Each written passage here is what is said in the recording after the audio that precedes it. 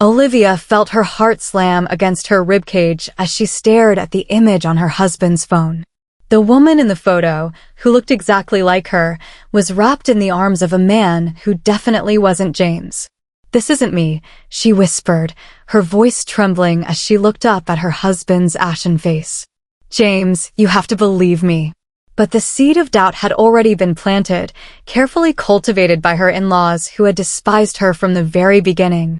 What they didn't know was that Olivia Winters wasn't going down without a fight, and by the end of her sister-in-law's wedding tomorrow, everyone would know exactly who was behind this vicious lie. The morning sun streamed through the bedroom curtains as Olivia's eyes fluttered open. For one blissful moment, she forgot about the nightmare that had descended upon her life the previous evening. Then reality crashed back with merciless force. James wasn't beside her, he had slept in the guest room. Her in-laws had shown him evidence of her supposed infidelity, a photograph that looked impossibly real but was completely fabricated. She could still see the hurt and confusion in James's eyes when he confronted her, his voice barely above a whisper as he showed her the damning image on his phone. "My parents said they were hesitant to show me, but they couldn't keep it from me any longer," he had said, his voice breaking. "They said they've been suspicious for months, that they hired someone to follow you. Is it true, Liv? Just tell me the truth." Olivia had felt the floor drop from beneath her. "No. God, no, James. That's not me. I've never seen that man before in my life." But the photograph was convincing, a side profile of a woman with her chestnut hair and build, caught in an intimate embrace with a tall, dark-haired stranger outside what appeared to be a hotel. The image was grainy enough to create plausible deniability about the exact facial features, but clear enough that anyone who knew Olivia would immediately think it was her. She knew exactly what was happening. Her in-laws, Margaret and Richard Bennett, had despised her from the moment James had brought her home 5 years ago. She wasn't from the right family, didn't have the right connections, and worst of all, had taken their son away when the couple decided to move across the country for Olivia's dream job as a museum curator. The Bennetts had never forgiven her, and over the years, their subtle undermining had evolved into outright hostility, always carefully hidden when James was watching. Olivia sat up in bed, determination replacing the despair that had consumed her the night before. She wouldn't let them win. Not after everything she and James had built together. Not when she had done absolutely nothing wrong. She grabbed her phone and called the one person who might be able to help her, her college roommate, Zoe Chin, who now worked as a digital forensics expert. "They did what?" Zoe's voice crackled with indignation after Olivia explained the situation. "Those manipulative bastards. Okay, I'm canceling my plans for today. Text me the photo and give me a few hours. If that image is doctored, I'll find the evidence." A small flutter of hope stirred in Olivia's chest as she hung up. She forwarded the image James had reluctantly sent to her phone when she begged to examine it more closely. Then she showered and dressed, steeling herself for the confrontation she knew was inevitable. She found James in the kitchen, staring blankly at a cold cup of coffee. "James," she said softly, her heart breaking at the sight of him. In their 7 years together, 5 of them married, she had never seen him look so lost. "We need to talk about this." He looked up, his blue eyes clouded with confusion and pain. "I don't know what to believe, Liv. The photo, it looks just like you." "But it's not me," she insisted, sitting across from him and reaching for his hands. He didn't pull away, which she took as a good sign. "Think about it, James. Think about us. Have I ever given you any reason not to trust me? Any reason at all?" He hesitated, then slowly shook his head. "No." "Then why now? Why would I suddenly betray everything we have?" Her voice caught. "And more importantly, why would your parents wait to show you this so-called evidence until right before Rebecca's wedding?" James frowned. "What do you mean? They said they've suspected for months, right? That they hired someone to follow me? So why wait until the night before your sister's wedding to tell you? Why drop this bomb when they know we'll all be together tomorrow for the most important day of Rebecca's life?" Olivia pressed, seeing the first flicker of doubt cross James's face. "They said they weren't sure," he said slowly. That they wanted to be certain before they caused trouble. James, they've been trying to cause trouble between us since the day we met, Olivia said, her frustration mounting. You know how they feel about me. You've defended me against their snide comments and passive-aggressive digs for years. He ran a hand through his sandy hair, the gesture so familiar it made her heart ache. I know they've been difficult, but this is different. They wouldn't fabricate something like this. They wouldn't go that far. Wouldn't they? Olivia asked quietly. Think about how they reacted when we moved to Seattle for my job. Your mother didn't speak to me for months. Your father still calls it my little museum hobby, even though I'm the associate director now. James was silent, clearly wrestling with his thoughts. Olivia decided to take a risk. I called Zoe this morning, she said. She's going to analyze the photo, look for signs of manipulation. If I'm right, and that image is fake, she'll find the proof. You called Zoe? James looked surprised, then thoughtful. That's actually a good idea. If there's anyone who could tell if a photo's been altered, it's her. Olivia felt a wave of relief. He wasn't completely convinced of her innocence yet, but he was open to the possibility that the photo wasn't what it seemed. It was a start. What time do we need to be at the venue tomorrow? She asked, trying to sound normal despite the chaos surrounding them. Ceremony's at 2, but Mom wants the family there by 11 for photos, James replied, some of the tension visibly leaving his shoulders as they moved to a safer topic. Okay, Olivia nodded. I still plan to go, if that's all right with you. Rebecca shouldn't have to deal with family drama on her wedding day. James looked at her with a mixture of surprise and respect. You'd still go, even after what my parents did? Of course, she said firmly. This isn't Rebecca's fault. And besides, she added with a small, determined smile, I'm not going to hide like I've done something wrong. I haven't. James reached across the table and took her hand, squeezing it gently. It wasn't forgiveness, not quite, but it was acknowledgement. Let's see what Zoe finds, he said. And, I'm sorry, Liv, for doubting you, even for a second. You were blindsided, she replied, squeezing his hand in return. They knew exactly what they were doing. But they're not going to win, James. Not this time. Her phone buzzed with a text from Zoe. Found something. Coming over in an hour. Olivia showed the message to James, and she saw a flicker of hope in his eyes that mirrored her own. An hour later, the doorbell rang, and Olivia practically ran to answer it. Zoe stood on the doorstep, her short black hair tucked behind her ears, a laptop bag slung over her shoulder, and a triumphant gleam in her eyes. Oh, they messed with the wrong woman, she announced as she swept past Olivia into the house. Hey, James, she added when she spotted him hovering in the hallway. Hi, Zoe, he replied, his voice carefully neutral. Did you find something? Did I find something? Zoe scoffed, setting up her laptop on the dining room table. I found everything. Whoever did this was good, but not good enough. She opened her computer and pulled up the photo in question, alongside what appeared to be the original image. Look at this. Olivia and James leaned in, shoulders touching as they stared at the screen. The original photograph showed a dark-haired woman, definitely not Olivia, embracing the same man from the doctored image.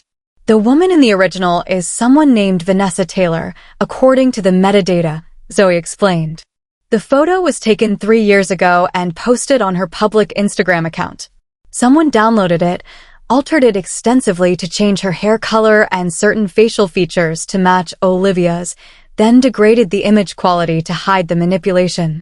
She clicked through several more screens, showcasing the technical evidence of the alteration. They also changed the metadata to make it appear recent. It's sophisticated work, not something an amateur could do. Whoever did this either has serious skills or paid someone who does. James's face had gone pale. You're certain? This is definitive proof. 100%, Zoe confirmed, crossing her arms. I'd stake my professional reputation on it. This photo was manipulated specifically to make it look like Olivia was cheating on you.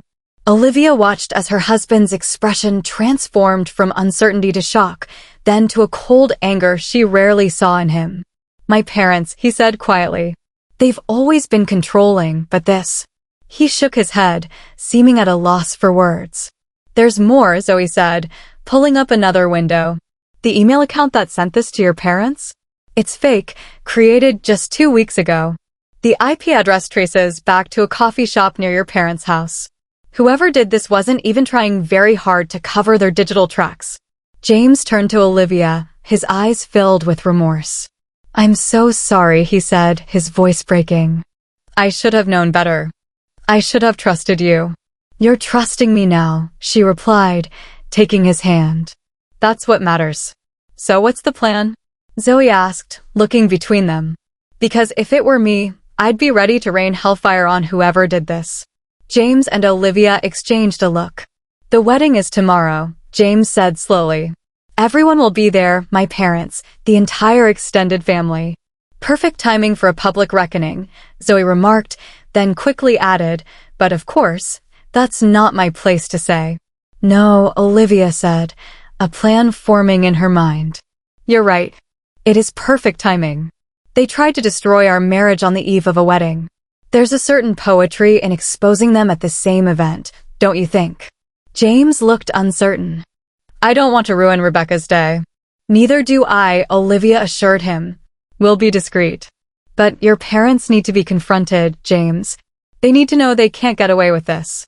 After a long moment, he nodded. You're right. And I need to be the one to do it. They're my parents. This is my responsibility. Zoe spent the next hour compiling all her evidence into an easily understandable presentation, then saved it to James's phone. Digital receipts, she said with satisfaction. Incontrovertible proof that this was a hit job on Olivia. After Zoe left, promising to be on standby if they needed anything else, Olivia and James sat together on the couch, hands entwined, planning their approach for the following day. We act normal during the ceremony and reception, James decided. We don't want to create a scene that would upset Rebecca. But afterward, at the family brunch on Sunday, we confront them with the evidence. Olivia nodded, but inside, she wasn't sure she could maintain a facade of normalcy around the Bennetts for that long. Not after what they'd done. Not after they had almost succeeded in destroying her marriage. That night, as they lay in bed together, James had insisted on moving back from the guest room. Full of apologies and self-recrimination, Olivia stared at the ceiling, her mind racing. Tomorrow would be a test of her acting abilities, her patience, and her restraint. But she would pass it for James's sake, for their marriage, and for the satisfaction of knowing that Margaret and Richard Bennett would finally face the consequences of their actions. The alarm blared at 7 the next morning. Olivia had barely slept, her mind too full of rehearsed confrontations and imagined scenarios. James didn't look much better as he shuffled into the bathroom to shower.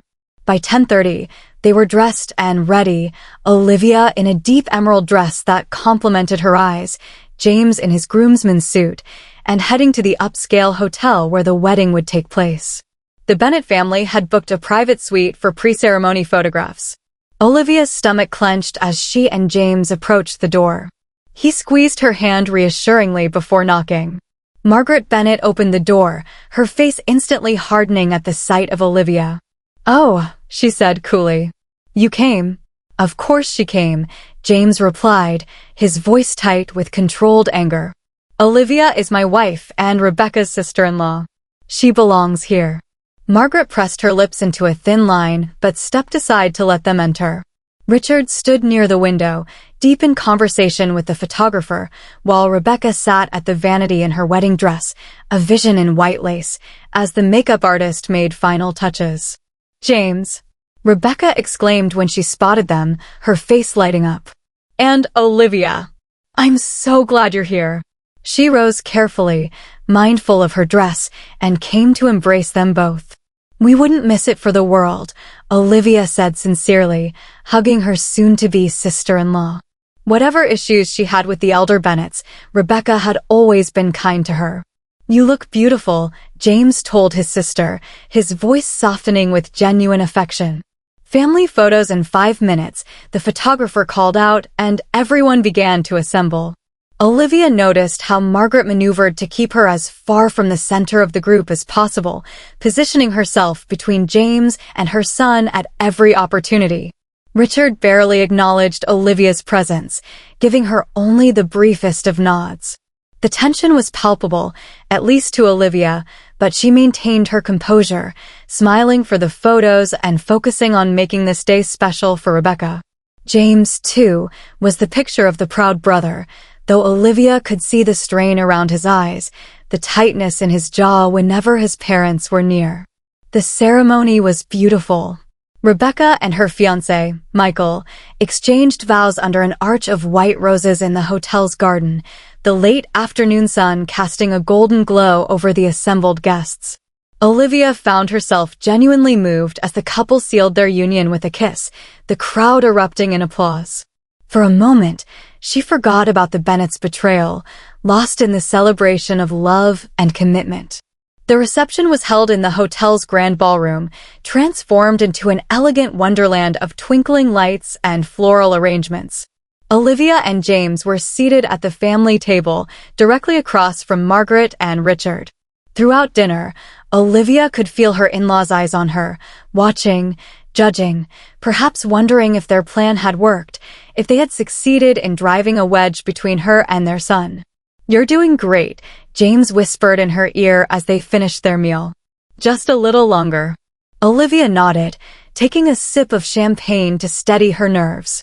The original plan had been to wait until the family brunch the next day to confront the Bennetts, but sitting across from them, watching their smug expressions, she wasn't sure she could wait that long. Beside her, she could feel James growing increasingly tense as well, his hand gripping his champagne flute a little too tightly. After dinner, the dancing began. James led Olivia onto the floor for a slow song, holding her close, his cheek pressed against her hair. "I can't do this," he murmured. "I can't sit across from them for another hour, watching them act like they didn't try to destroy us." Olivia pulled back slightly to look at him. "What are you saying?" "I'm saying we do it tonight," he replied, his eyes dark with resolve. "Not in front of everyone, not to ruin Rebecca's reception. But I saw my parents heading toward the terrace for some air a few minutes ago. They're alone out there. This is our chance." Olivia hesitated, then nodded. "Okay, but are you sure?" "I've never been more sure of anything," James said firmly. "They need to know they failed, and they need to know now." As the song ended, they made their way through the crowd toward the French doors leading to the terrace.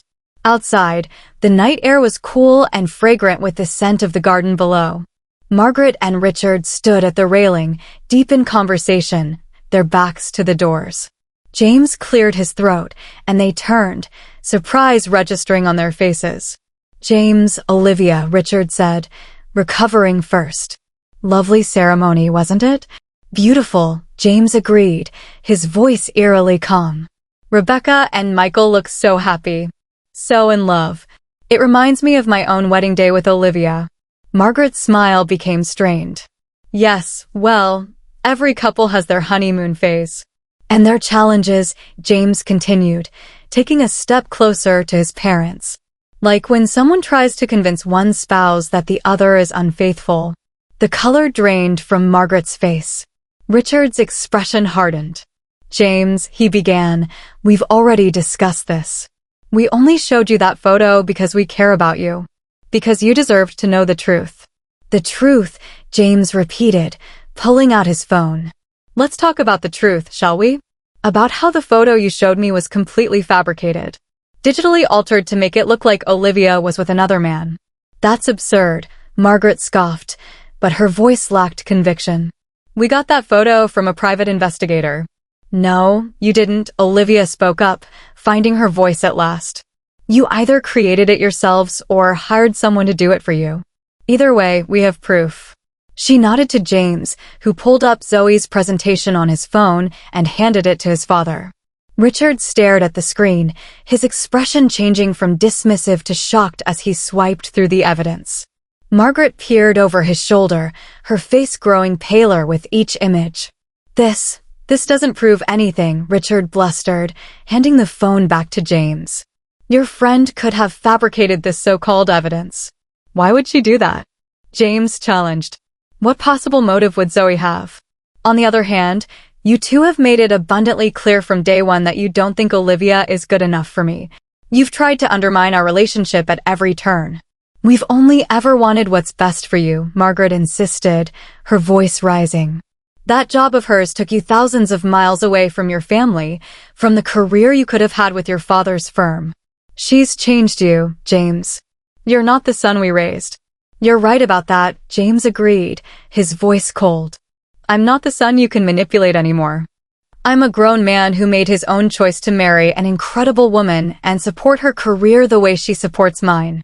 And if you can't accept that, if you're willing to stoop so low as to fake evidence of infidelity to try to break us up, then maybe we don't need you in our lives at all. Margaret gasped, her hand flying to her throat. You don't mean that. We're your parents. And Olivia is my wife, James countered. The woman I chose to build my life with. The woman I love and trust, who has never given me any reason to doubt her until you interfered. Richard's face had turned an alarming shade of red. Now see here. No, you see here, Olivia interrupted, stepping forward. I have tried for years to win your approval. I've endured your snide comments, your backhanded compliments, your constant implications that I'm not good enough for your son. I did it because I love James and you're his family. But this crosses a line that can't be uncrossed. You tried to destroy our marriage based on a lie. We did no such thing, Margaret protested, but her eyes darted away, unable to meet Olivia's gaze. The evidence says otherwise, James said flatly. The photo was altered. The email account that sent it to you was created 2 weeks ago from a coffee shop near your house. You can keep denying it, but we know the truth. A heavy silence fell over the terrace. In the distance, they could hear the music from the reception, the sounds of celebration continuing without them. What do you want? Richard finally asked, his voice gruff with defeat. An apology, for starters, James replied. A genuine one to both of us, but especially to Olivia. And then, I want your word that nothing like this will ever happen again. That you'll respect our marriage and our choices, even if you don't agree with them. Margaret looked like she wanted to argue, but Richard placed a restraining hand on her arm. If we do this, he said slowly, if we apologize, will you keep this between us? Rebecca doesn't need to know about any of this. Olivia exchanged a look with James. They had discussed this possibility earlier. We won't tell Rebecca, she agreed. Today is her day, and we don't want to tarnish it with family drama. But this stays between us only if you both genuinely commit to changing your behavior. Margaret's lips thinned, but she nodded. Richard took a deep breath. We're sorry, he said, the words clearly difficult for him. We shouldn't have interfered. It was wrong. It wasn't the most heartfelt apology Olivia had ever heard, but it was a start. James apparently felt the same. It's a beginning, he said cautiously. But actions will speak louder than words going forward. We'll be watching. And we won't be as forgiving next time, Olivia added, her voice quiet but firm. Before either of the elder Bennets could respond, the French doors opened and Rebecca appeared, radiant in her wedding gown. There you all are. Mom, Dad, they're about to cut the cake. James, they need you for the best man toast soon. The tension on the terrace dissipated instantly as all 4 adults turned to the bride with forced smiles. We're coming, sweetheart, Margaret said, her voice remarkably steady.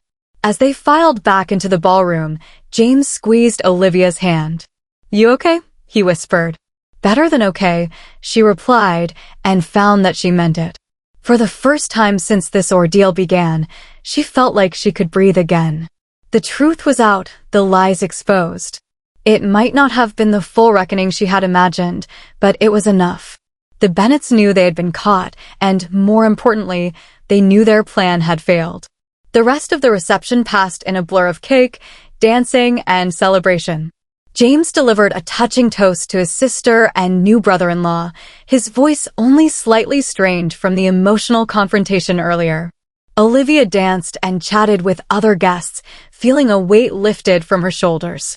Later, as they slow danced to the final song of the evening, James held her close, his breath warm against her ear. I love you, he murmured. More than anything. And I'm so sorry I doubted you, even for a second. You believed in me when it counted, Olivia replied, resting her head on his shoulder. That's all that matters. They won't try anything like this again, James said with quiet certainty. They know we've got their number now. Olivia wasn't entirely convinced. People like Margaret and Richard Bennett didn't change overnight, but she appreciated his confidence. And if they do, we'll handle it. Together. The song ended, and the DJ announced it was time for the newlyweds' grand exit. Guests lined up outside the hotel, sparklers in hand, creating a tunnel of light for Rebecca and Michael to run through to their waiting car.